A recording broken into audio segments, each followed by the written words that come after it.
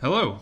So back in Chapter 2, we used the van der Waals, SRK, and Pang-Robinson equation of state to calculate the compressibility, then ultimately molar volume of a fluid at a given temperature and pressure.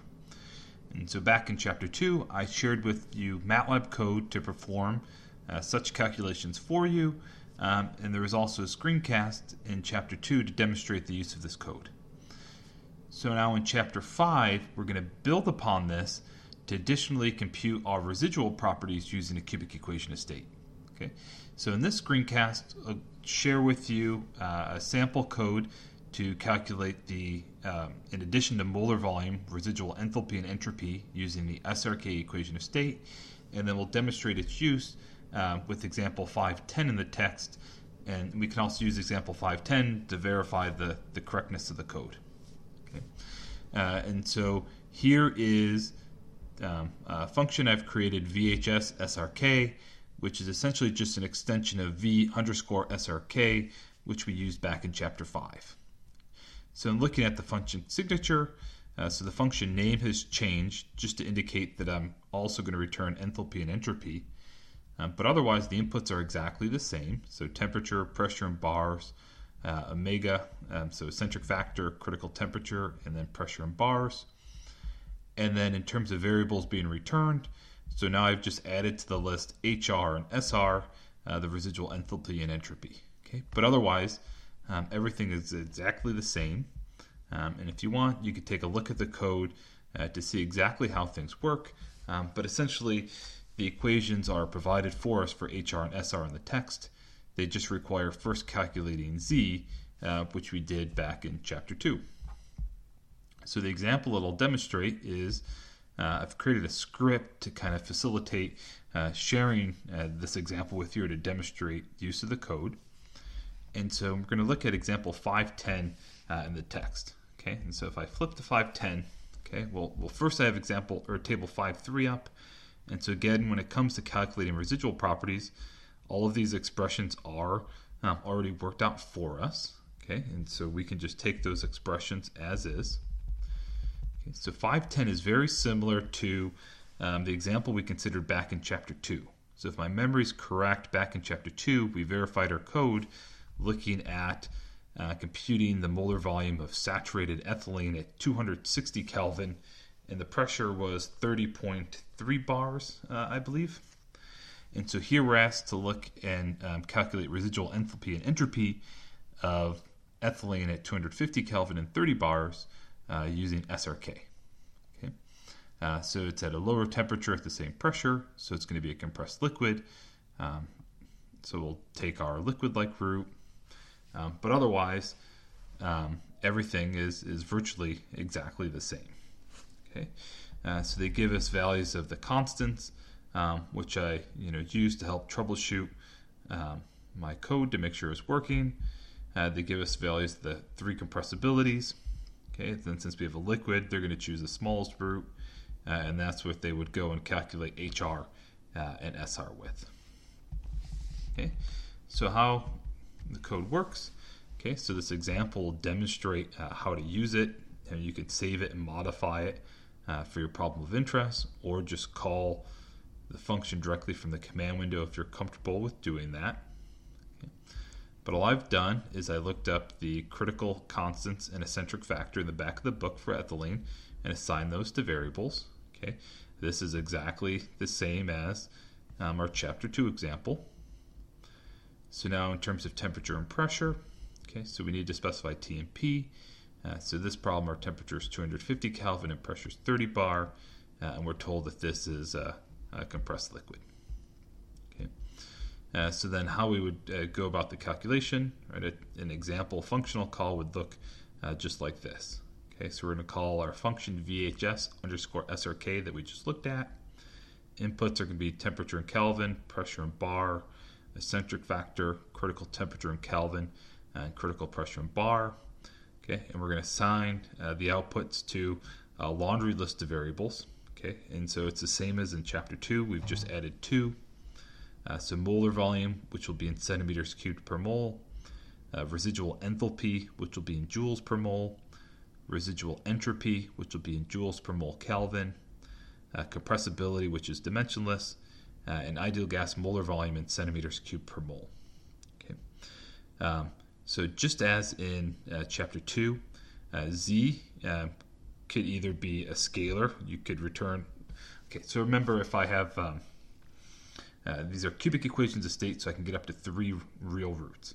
So in my code, I filter out the imaginary roots and return all real roots of Z. Okay, so Z can be a vector up into length 3. Okay, then V, H, and S, right, can also potentially be vectors. So what I've done in the code is I just take all of the Z's, all of the real Z's, and compute molar volume for all of those Z's. Then same thing for HR and SR.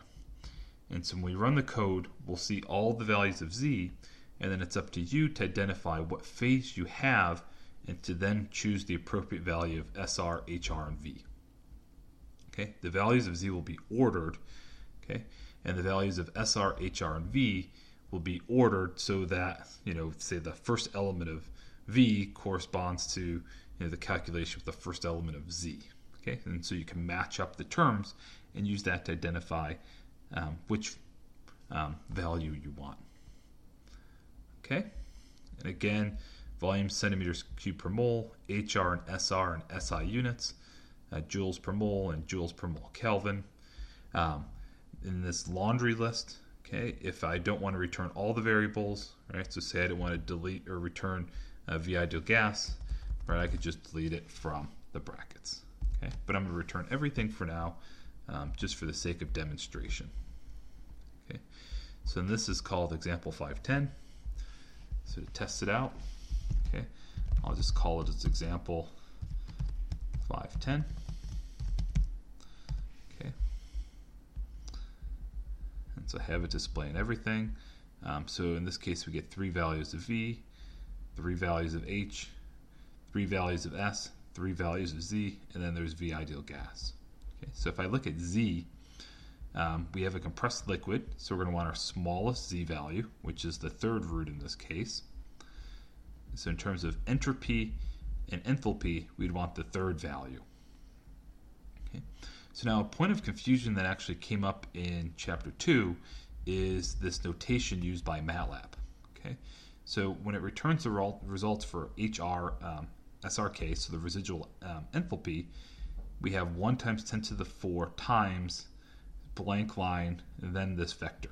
Okay, what this means is each one of these elements is multiplied by 1 times 10 to the 4.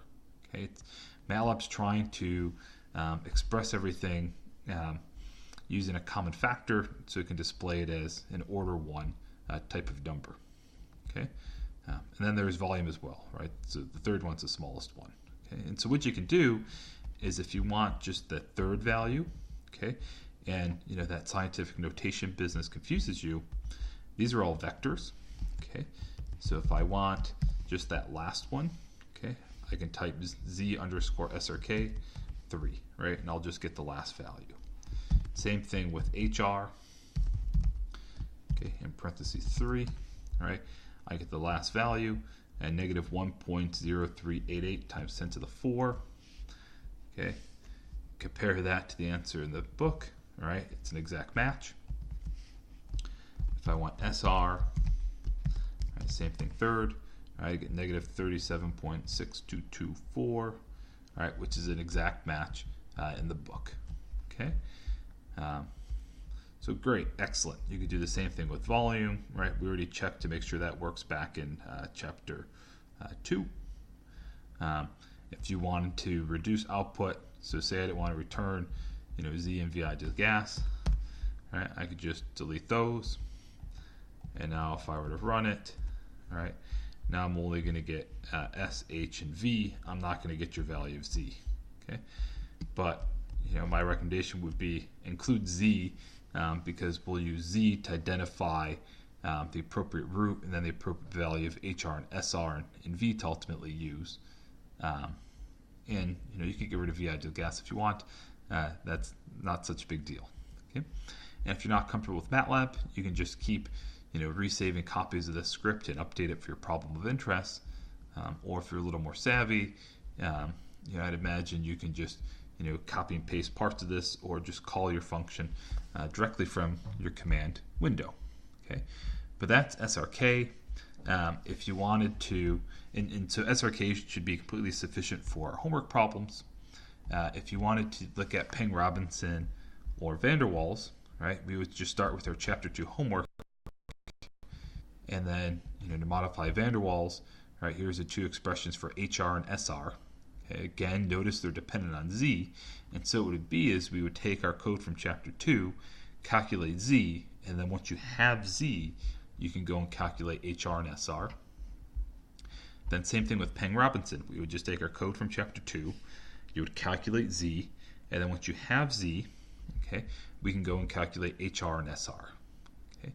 You'll notice for SRK and Peng-Robinson, we have this additional term, dA dt, the derivative of A with respect to t, which is required when we work out such expressions for cubic equation of state.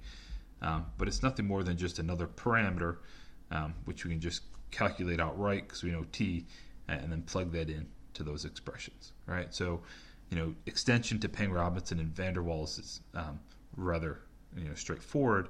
It's just a matter of being careful to make sure that you type everything up correctly and you get all of your parentheses just right.